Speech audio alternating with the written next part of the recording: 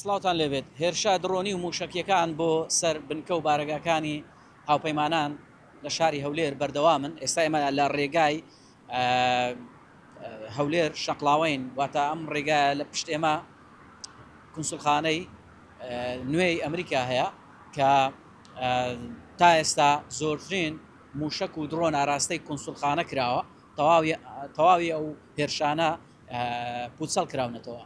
یعنی تا ئێستا ئامارێکی فەرمی نییە کە ژمارە ئەو هێرشانەی کە کراونەتە سەر کنسولخانە و فڕۆکەخانەی هەولێر یاخود بنکە و بارەگاکانی هاوپەیمانان لە شاری هەولێر، بەڵام بەپێی ئەو بەدواداچوونانەی کە ئێمە لە یەکەم هێرشەوە بڵێن بەدواداچوونی بۆ دەکەین، لە سەروی 15 هێرشی درۆنی و موشکی کراوەتە سەر هەولێر و دەوروبەری.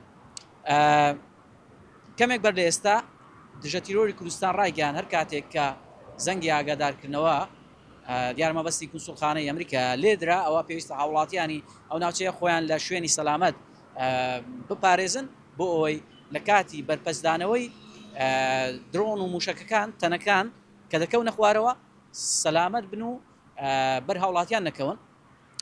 و حکوومەتی هەرێمی کوردستان دیارە لە حاڵەتی ئامادە باشیدا بۆ هەر کارێکی نەخوازرا و دۆخێکی نەخوازرا و سەرەتا پشووی فەرمی لەلایەن وەزارەت پەروەردە خوێندنی باڵاوە ڕاگەیەندرا، هەم ئەمە هەر لە پێناو سەلامەتی قوتابیان و خوێندکاران و هەروەها لەلایەکی دیکەوە وەزارەت کاروباری کۆمەڵایەتیش بە هەمان شێوە پشووی بۆ ناوەندەکانی خۆی ڕاگەیان. و لەگەڵ ئەوەشدا وەزارەتی سامان سروشتەکان و وەزارەتی کارەبا ڕایانگەیاند کە کۆمپانیای داناگاز پشووی بە کارمەندانی داوە لە پێناو سەلامەتی خۆیان.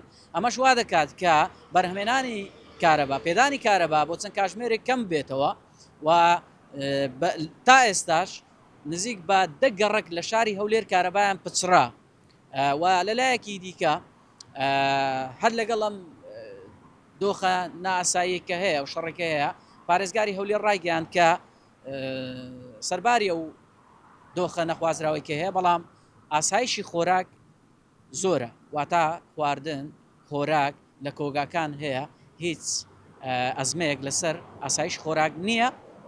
و شاری هەولێر وەک دەبینن ناوە هێرش و پەلامار دەکرێتە سەر کنسولخانە و فڕۆکەخانە، بەڵام تا ئێستا دۆخەکە ئاساییە و هیچ شڵەزانێک لە شارەکەدا ڕووی نەداوەمە. دوایین زانیاریە وەک ئاماژەم پێکرد زۆرترین هێرش و موشکی و دڕۆنی کراونەتە سەر کنسولخانە و بەشێکیشان ئاراستەی فڕۆکەخانەی دەوڵەتی هەولێر کراون و تا ئێستاش هیچ قوربانیەک نییە.